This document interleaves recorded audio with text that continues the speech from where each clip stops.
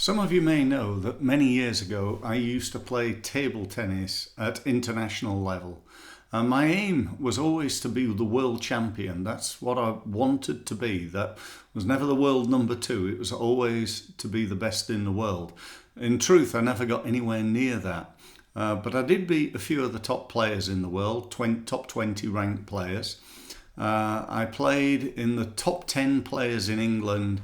I was ranked in the top 10 players in England for over 10 years, achieving a height of number 6. I was a Yorkshire number 1. I won something like about 40 open tournaments, some at doubles and others at singles. And I also played in the German Bundesliga for 2 seasons and played for Ormsby, who were probably the biggest club, arguably in Europe, but certainly in the UK.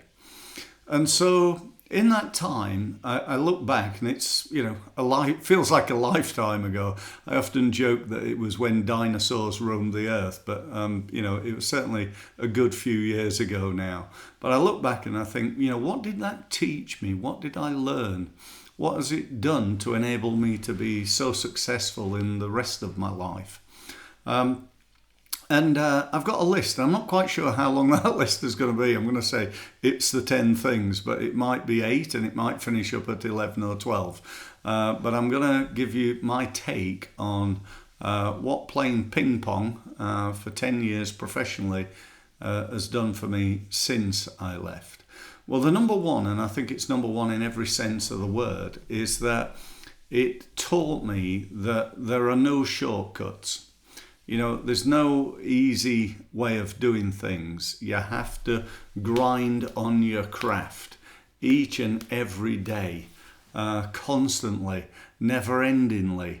If you want to be good at selling, you want to be good at marketing, you can't just, I speak to people say, oh yeah, I'm really good at selling. I said, oh really? How much training do you have? Oh, I've never done any training. And quite frankly, it's bullshit. It's like going, I'm really good at table tennis. Well, how good are you? Well, I've never done any practice, but I'm a really good player. You're not good enough. That's the truth. So, if we are going to be world class at something, if we're going to be seriously successful at selling, you've got to commit to it. But so the number one thing would be really being very, very focused on what I did. I didn't play other sports. The truth of the matter is I started playing when I was 13 and I took a day off when I was 18 and I played every day, Christmas Day, New Year's Day, you name it, I played every single day and sometimes for 8, 10, 12 hours a day. When my coach came over, we used to practice from 8 in the morning till about 5, go home and get something to eat, and then go down to my local club and play matches all evening till about 10, and get up the following day and do exactly the same thing, sometimes for weeks on end. I'm not talking 5 days a week, I'm talking 7 days a week. And we did that for quite a few years. So that is number one. Number two is, I suppose, I'm going to say never give up. I had some real ups and downs in my table tennis career. Ask my father, who was also used to be my coach. I could plummet really low and I could raise myself really high. As I said, I beat several of the top 20 in the world ranked players, and also lost to many people who weren't in the top 50 in England, to be honest. You got to roll with the flow. In sales and marketing. I still waste money on marketing now. Even though I've got 26 years experience and I've learnt from the best in the world, I still make mistakes and get it wrong, and so do they, by the way. The next one would be I think I learned to model success. This is something that turned up in my life years later with Tony Robbins. Tony very famously says, if you want to be successful, you've got to know what you want, you've got to take action, you've got to know whether it's working or not, so measure your success, And then if it's not working, you've got to change your approach. And then step 5 is you model success. So you find somebody who's got what you want, you do the same things, you get the same results. So in my interpretation of that is I got to become pretty much the best player in Sheffield and then in Yorkshire. And I thought, right, who's the better players that I can go and find to practice with? I wanted to spend time around the best players. And I went to Manchester and I practiced with John Hilton, Nigel Eckersley, and a whole range of players over there who, just really took my game to the next level, particularly in terms of professionalism. They made me much more professional, and they also helped me to become a real fighter. Really, I would do anything and everything to win, as long as it was within the rules. I certainly would never cheat. That was always a very high moral level that I had. But apart from that, I would basically fight like a dog. Why did I do that? Because that's what they did. And I modelled them, and they were a good influence on me, I think, not only in my table tennis, but since then, my business has had ups and downs. We've been going 26 years. We've gone through, well, you name it, wars and crashes and COVID and, you name it, financial, world financial meltdowns, foot and mouth disease, and so on and so forth. And yet we've always found a way. We've always believed that if there's a way to do it, we'll find it, and that if we believe it, we can make it happen, and that's something else that I think table tennis has given me. Last one. What's my last one? My last one would be, I suppose, it would have given me a belief that you don't have to do things the way everybody else does them. When I played, I was often people had said, "Oh, you've got a really awkward style, Steve. You're very awkward to play against," and there's definitely some truth in that. I was, but I developed that style sort of myself, really, almost by accident. I didn't go about trying to do that. It just seemed to be the easiest way of playing to me, and the way that just felt natural.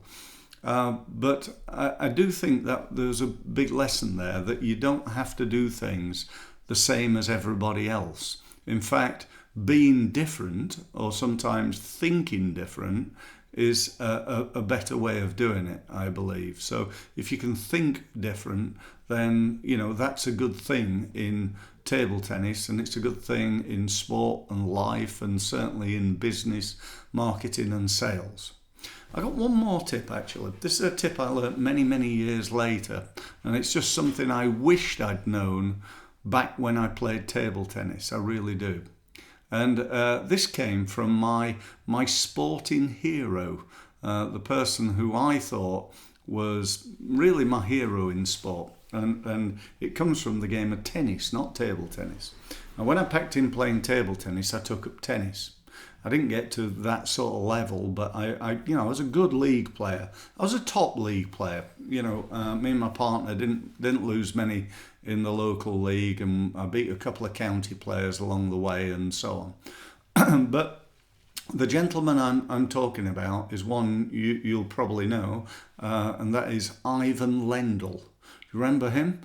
He's a guy often known as the guy who didn't win Wimbledon, but he did win, I think, about 8 or 9 Grand Slams. He was number one in the world for years and years, and I thought Lendl was actually the ultimate sports person. Incredibly professional, incredibly focused, incredibly fit, and he was definitely somebody who I looked up to.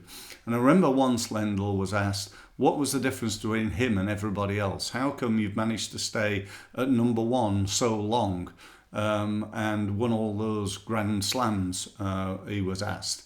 And Lendl was a bit serious, and he said very, very firmly, he said, He said, you know, it was nothing to do with my forehand or my serve or my backhand or footwork or fitness or any of that sort of stuff. He said, the reason I got to number one and stayed there longer than anybody ever had at the time, it comes down to one thing. He said, every day, I do more than anybody else could possibly imagine. He said, I don't compete with other players, I compete with the best I could possibly be. So he'd raised his standards in terms of the amount of time and effort he was willing to put in. He'd do whatever it took to be the best Ivan Lendl could possibly be. And that turned out to be pretty good. Now, you know, if you did that to if you're a table tennis player listening, if you did that to your game, you know, did far more than anybody else possibly could, did far more practice, far more training, far more everything than anybody else, that's going to have a major impact on your table tennis game. If you do that in your business, and instead of doing a little bit of marketing occasionally or a little bit of social media whenever you get time and making a few amends to your website every now and again, instead of putting that amount of effort in, instead of not picking up the phone and talking to customers and prospects on a regular basis, instead you just send them an email. So if you started to speak to people on the phone and made like 50 calls every day, that's going to have a dramatic impact on your business. So, you know, that's what you need to do. That's my message. I'm not sure how many tips there were there, but there were some real good ones, I thought, and I really hope it helps you. If you want more help from me and you want to set up a free meeting, you can do so at my website, which is steve-mills.com. We'll have a meeting. We'll talk about your marketing. It's not me going to sell you a load of stuff.